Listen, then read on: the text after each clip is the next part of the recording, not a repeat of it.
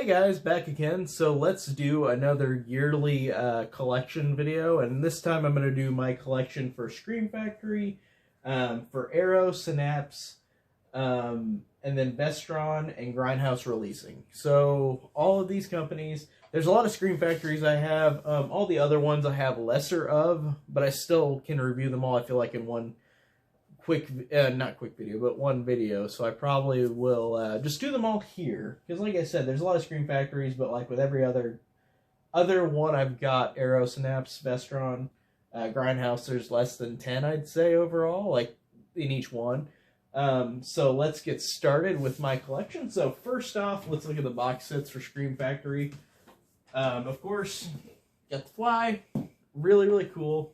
Then I got one of the best things in the world next to it as well is the Friday the 13th box set. What else can I say? The best box set besides the Halloween one. Halloween I love as well. Friday and Halloween are my favorite horror slasher franchises. I don't know why I said horror slasher, but my favorite slasher franchises. So like big ones, big slashers, those are my favorites. And then the Omen collection, which really dig most of these, the first three specifically. And then let's go right here. So we got April Fool's Day, which is pretty cool. Army of Darkness. Behind the Mask, The Rise of Leslie Vernon, which is really cool as well. Big Trouble in Little China, really underrated. I know people love it, but it's not talked about much with John Carpenter's films. Black Christmas, really awesome. Then The Blob. Pretty cool. I enjoy The Blob. The Burning, one of my favorites. Love The Burning. Candyman, awesome. Carrie, top 5 horror. Love Carrie. One of the absolute best. One of my versions of Child's Play, Scream Factory Edition. Of course I had to get it. Day of the Dead. This might be my favorite Romero Zombie Dead movie. Like, overall, this one might be my favorite one. And then we've got Dolls, which I think is so fun and so awesome. Stuart Gordon. Drag Me to Hell. Sam Raimi's Drag Me to Hell. This one is really fun. And then Escape from New York and Escape from LA. I think both of these are pretty entertaining. Escape from LA I rewatched again, and I liked it a little more. But at first I didn't really like it on my first watch. Then we got Exorcist 2, The Heretic, and Exorcist 3. Love both of these movies. They're both fantastic. Exorcist 2 is one of my favorites. Exorcist 3 is one of my favorites as well, but Exorcist 2 should get more love, in my opinion. And then we got Final Exam, which I love that artwork. That's one of my favorite slasher poster arts for the 80s. Really cool. It's so simple, too. It's just like Friday the 13th, where it's a black image of like a character with a knife, but I think it's still really cool. The movie's fine, though. Firestarter. The Fog. From Beyond, which I thought was good, but it wasn't as good as like Reanimator or Castle Freak in terms of the 3 Stuart Gordon, Barbara Crampton, Jeffrey Combs movies. The Funhouse. The Funhouse is honestly not my favorite. And then we got Halloween 2 and 3 Steelbooks. Some of my most sacred things. Halloween 2, probably one of my favorite horror movies ever. It's in my top 5, definitely. Halloween 1 is better, but like I love Halloween 2. It's one of the first ones I ever watched. Halloween 3 Steelbook, awesome as well. Love Season of the Witch as well. And then let me just pick these out. So we've got Hell Night, which is really fun with Linda Blair. House on Haunted Hill. This is one of those 90s, late 90s, 2000s Dark Castle movies. It's okay. Not anything super memorable, but it's okay. The Howling is pretty cool, but I prefer American Werewolf in London if I had to pick one. In the Mouth of Madness, John Carpenter, awesome. And then, let's see. So, we have The Mangler, which is Tobe Hooper. This one I really didn't like that much. I thought it was pretty lame. Honestly, like, it is pretty lame. Misery, love Misery. I watched this maybe like at the beginning of this year. I just wanted to rewatch it. I loved it. It's fantastic. One of the best. Motel Hell Steelbook. This is really cool. Like, that's one of my favorite artwork for Scream Factory ever. Like, it's so freaking awesome. Really, really love that artwork, even though it's kind of misleading for what the movie is. My Bloody Valentine. They just had a steelbook come out for it, which I really want, but I'm not going to spend double. I'm not going to double dip because it's exactly the same except for a steelbook. And I would only do that for like Halloween, really. Like, I don't really want to do that for these. Night of the Comet, which is the first watch when I bought this. I enjoy this one. This one's actually really fun. It's not super horror, really. It is some horror stuff, but it's more like a kind of 80s, like John Hughes feeling kind of movie. Or maybe not John Hughes, but it feels like it's an 80s teen movie with zombies, pretty much. And then we have Night of the Demons Steelbook. Really, really cool. That artwork is really great as well. Let's pick these out real quick. And I'm not editing this. I'm just going to pick them out. So, we got Robert Englund, Phantom of the Opera. This one's just okay. It's got some slasher elements to it, which is kind of cool. Awesome. Really, really cool. Prince of Darkness Steelbook. I was just looking at how cool the artwork was in the back. It really has a cool overarching picture to it. And I know the other ones do that too, but this one just really looks awesome. Psycho 2, Psycho 3 with the slipcover, Psycho 4, and the Psycho remake, clone remake. Love the Psycho films. I can watch any of them, even the remake. The remake is really just whatever, but like I just enjoy it so much. Pumpkinhead, I haven't rewatched this, but I got the steelbook. Really cool looking steelbook. I bought that a while ago. Then Return of the Living Dead 1 and 2. Return of the Living Dead 1 is fantastic. The second one is fun. It's not as memorable, but it's fun. And then we got Road Games, which is a Richard Franklin, who directed Psycho 2, Richard Franklin movie. It's okay. It's kind of a pseudo-slasher, but it's like a road trip horror thriller movie. That's not really a slasher, but it's got some slasher elements to it, I guess. It's okay. Not anything super special. It had Jamie Lee Curtis and Stacy Keach in it as well, which is cool. Then I have the Scream Queen double feature, which you've already seen, The Fog and the Howling, but this has no special features. This really made me mad when I bought this, but it was like $7 at Walmart, so I had to get it. But then I initially afterwards bought the other editions of these two because I wanted to watch the special features, because this did not have that. But it was fine for the first part to watch these like on Blu-ray, but like I wanted the special features. Serial Mom, one of my favorites. This is genuinely so funny. I love this one so much. Pussy Willows, Dottie, Pussy Willows. It is great. Kathleen Turner in it just steals the show. Like, it is such a fun movie. And it's so sad because I haven't seen that many John Waters movies, and I want to see more because he's just so outrageous with this one. So yeah. And then Silent Night, Deadly Night 1 and 2. Really awesome. Really entertaining. Love the first one. The second one I love too for a different reason, but both of them, so fun. I've got friends who I quote Garbage Day to all the time. It's Garbage Day. Like, I always quote that a lot. So fun. And here we go to the three that I really, really love. Sleepaway Camp 1, 2, and 3. Sleepaway Camp, I've seen it so many times I can immediately watch it anytime of the week I can watch it. As well as Sleepaway Camp 2. Sleepaway Camp 3, I enjoy, but not as much as 1 and 2. But overall, all three of these I love. I think they're so fun and some of the best slashers. They're genuinely so fun and entertaining. As well as the Slumber Party Massacre, which has a great steelbook. Really, really beautiful steelbook. And again, I love how it looks like that. It's so cool. Again, one of my favorite slashers as well. Really, really great fun slasher. Someone's Watching Me, John Carpenter. This one is actually pretty cool. Like, it's pretty memorable in how it's very simple. It's a very simple cat and mouse movie where like it's like Rear Window, or like it's at a hotel, or not a hotel, like a high rise, and like this person's being stalked, and that's pretty much it. But I think it's enjoyable enough, and it's really solid. Then we got Starman, which isn't really a horror like Big Trouble in Little China. or Escape from New York, or Escape to LA. Those are not really horror either, but they're on Scream Factory because they're on Carpenter. This one is really good. I definitely, if you have not seen Starman, definitely check it out. It's a really good romantic movie. Like, it's actually really cool, and it's really fun. Then we got The Strangers, which is great. Both The Strangers and Strangers Pray at Night are great. But the other one doesn't have a Scream Factory. But this one is great. Really enjoy The Strangers. And then we have the Tales from the Crypt movies, Bordello of Blood and Demon Knight. Demon Knight I like a lot more.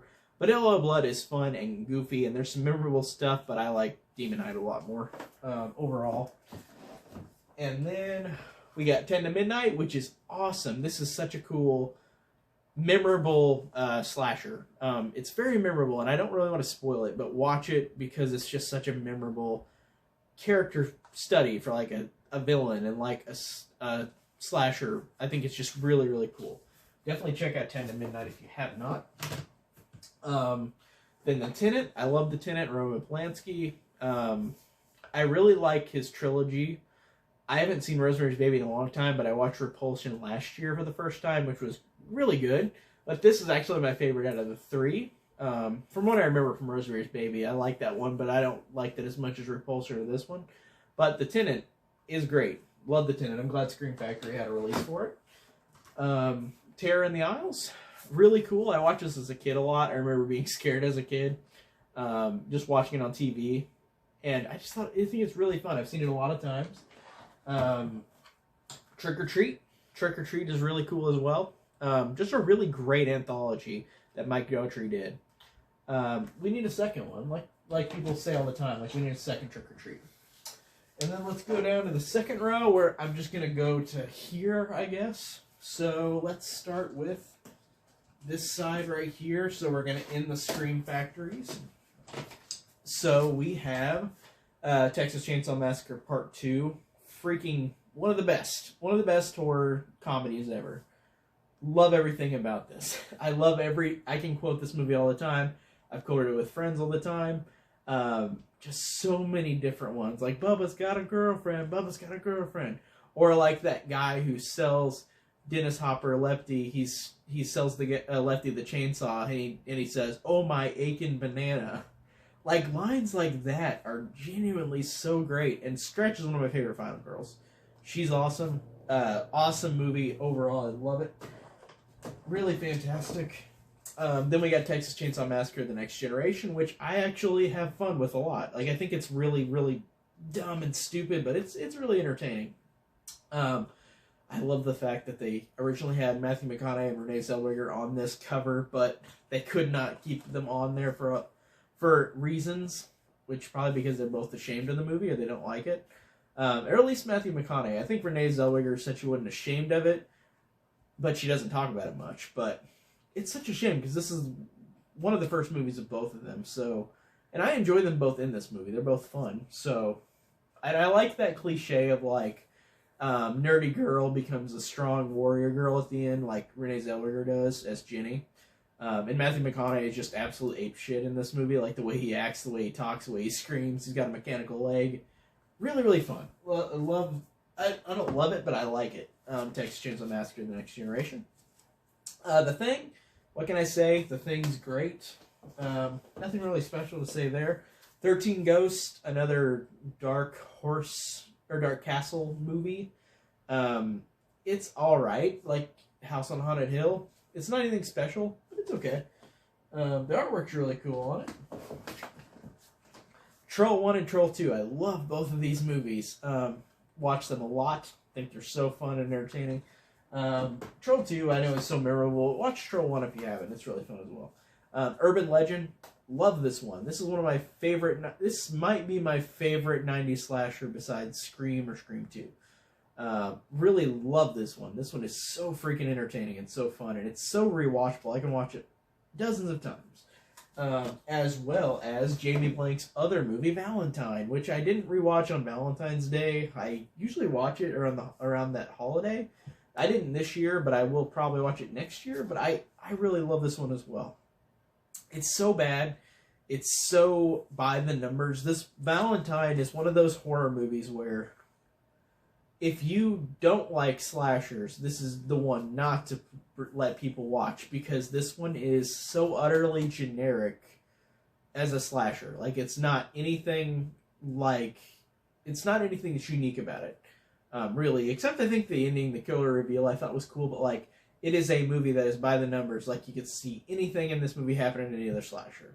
But I still love it. I still enjoy it. I think it's really entertaining and fun. But as a fan of slashers, that's why. But if you were not, this is not for you personally. I don't think so, at least if you don't like slashers. But I enjoy it a lot.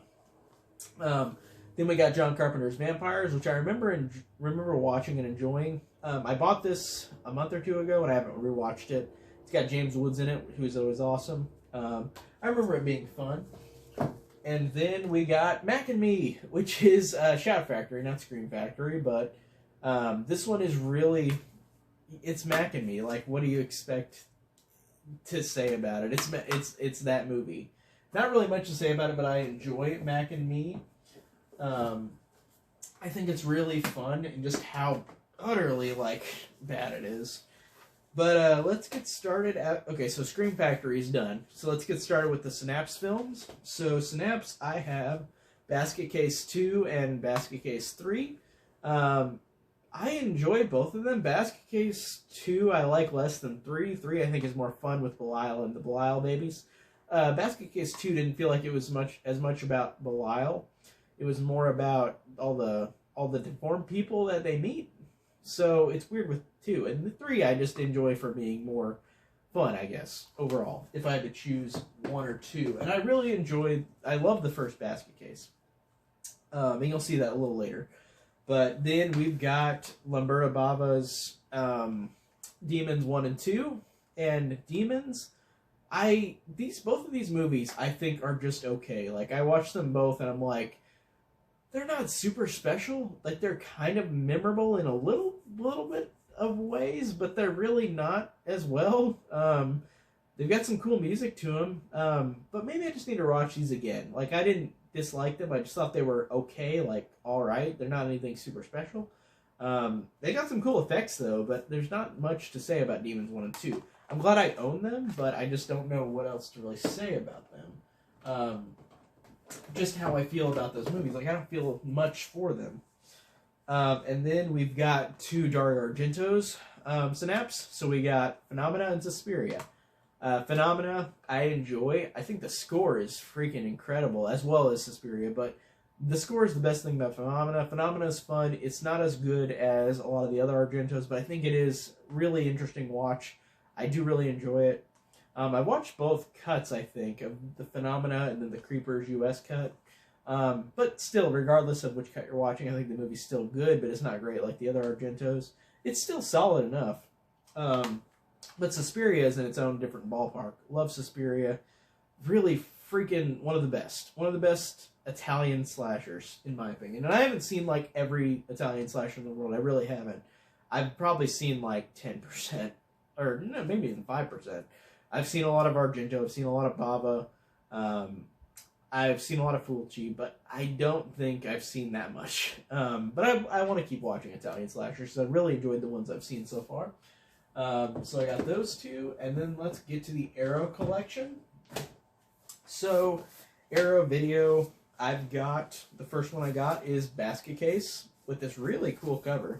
And then the inside is Belial. That one's really cool. I really love this one. This is a great piece of low-budget horror. Like, it's just so entertaining and fun, and it's really, really awesome. I really, really enjoy that one. Then Argento, we got The Bird with the Crystal Plumage.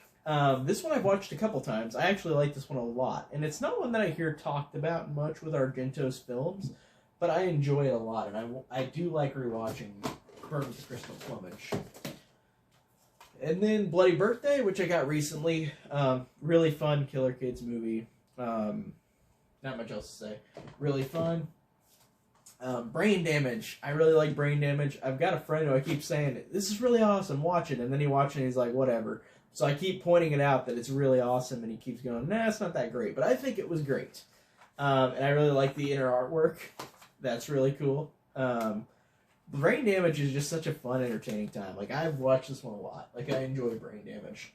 Then more Argento. So we've got Cat O' Nine Tails, which has one of my favorite musical themes ever. Ennio Morricone did the score for this movie, and it's truly one of the best. The movie is good. It's like Phenomena, where it's not like the best Argento, but it's good enough. I really love that artwork too. That's really cool. But it's good, and I will rewatch it again. That's one I haven't rewatched that much, but I do like it. Then Deep Red, which I just rewatched a couple days ago. I actually showed it to a friend who had never seen it before, and I still love this movie. I still think it's one of the best slashers, Italian slashers. I think it's one of the best mysteries. I really, really love everything about Deep Red. And like I said, I haven't seen a lot of Italian slashers, or giallos. I haven't seen a lot of giallos, so there's not a whole lot to look at for me in terms of the spectrum of slashers or giallos, but I still really love Deep Red. Deep Red is really one of the best. And the score, again, what else to say? What else can you say? Edge of the Axe, I thought this was fun. Nothing super special, but I thought it was entertaining. It's a fun slasher. This one I think is another Italian one too. No, this is, yeah, Spanish slasher, but still, it's okay. It's pretty fun.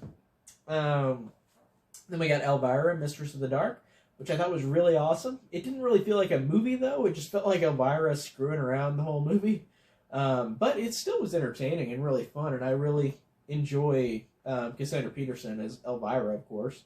She's really entertaining, and the movie was entertaining enough. Hellraiser and Hellraiser 2. Hellbound Hellraiser 2. Love the first Hellraiser. Hellraiser 2 is good, but of course it's not as good as the first one. But that's saying a lot when it comes to all the sequels, which I think some of them are okay, but these two are definitely the best. If you had to pick any Hellraiser movies, of course. And then, let me fix this up. So, keep going to the Arrow movies. So I've got Madman, which, awesome. This one I've watched a lot too. It keeps growing on me more and more. I'm watching it because it's just so exploitively bad in such a fun way. I do like Madman. I think that one's pretty enjoyable. The Stuff. Can't get enough of The Stuff. This one is so cool. This one as well. It's so weird to see this 80s movie, and just it's so memorable and so interesting in the idea. And I like the idea of, like, there's this ice cream kind of substance that turns people into zombies, and it'll eat them from the inside out, and they become hollow shells. I think that's really cool, and it's funny. It's fun. It's just very interesting movie. I really enjoy The Stuff. Then I've got my one steelbook for Arrow. I've got The Last House on the Left, which whenever I bought this, I rewatched again, and I liked it a lot more than I did the first watch. I've only seen this twice. And the first time I watched it, I was like, this isn't that special. But as I watched it again, I'm like, I'm liking it a little more. Maybe I might like it even more on another watch, but enjoy this artwork. This is really cool artwork. And that's such a cool thing on the back, to avoid feigning repeat. It's only a movie, it's only a movie. Which they did a lot for these kind of movies in the 70s and 80s. So, it's really cool. And then let's go to my Vestron collection. I've only got 2 of them. So, really don't have that many Vestron movies, but I got Shivers, David Cronenberg, Shivers. This one is pretty cool, but it's more of a see, don't tell movie, and I usually like that, but this one just kind of fell on the boring side for me, but it's still a good movie, and Cronenberg, this might be his first movie? Yeah, feature-length debut. It was solid enough. It was good for the first movie he made, but it's just not one that I really will rewatch much. Like, of course, I'll rewatch The Fly way more, or Scanners, but this is still good. Like, it's still a good movie, but it's just not anything that I'm going to rewatch much. Return of the Living Dead 3, pretty cool. Like Return of the Living Dead 2, it's not as good as the first one, but I think it's a really cool, different movie for the franchise. It's a tragic romantic movie, which I thought was a cool idea. I enjoyed this one. And then we come to the last 2 that I've got, the Grindhouse releasing films. So the first one I have is Cannibal Holocaust, which, don't watch this if you don't like animals getting killed, real life animals. This one, this is hard to watch. I really liked it a lot, though. I think it's really good, but it's hard to muster with the idea that these are real animals that have died on screen, and it's horrible to watch. you don't see it a lot in the movie, but whenever it happens, it sticks with you. And it's not right that they did that to animals, but it made the movie stick with me. Doesn't mean that's right, but you know what I mean. It's a powerful movie. I do enjoy it and recommend it if you can muster that kind of stuff, but it's hard to recommend to anybody that. And the last movie I've got for Grindhouse releasing is Pieces, which rewatched again. I've seen this a lot. I actually didn't like this one that much whenever I first saw it, but I've seen it like 3 or 4 times since, and I'm starting to enjoy it a lot more. The gore especially, like watching these scenes of gore are so fun. There's a scene where this girl is in an elevator and the killer comes in with a giant ass chainsaw just right behind him, right behind her, and then he chops her arm off, and then it just splatters everywhere on the elevator. Like the gore in this is really good. And it's so over the top, and the bastard line, like that's a popular line that people say a lot. And the opening where the kid like hacks up his mom and like just chops her up and with a hacksaw. I'm just like, holy shit! Like it is good in just how fun and exploitive it is. I do enjoy Pieces, and that's it for this collection video today. I just wanted to show off the Scream Factory, Synapse, Arrow, Vestron, and Grindhouse. So I might do another video with the rest of these movies, but I just wanted to do those specifically because those are the ones I love the most. But that is it on this collection video, and thank you guys for watching.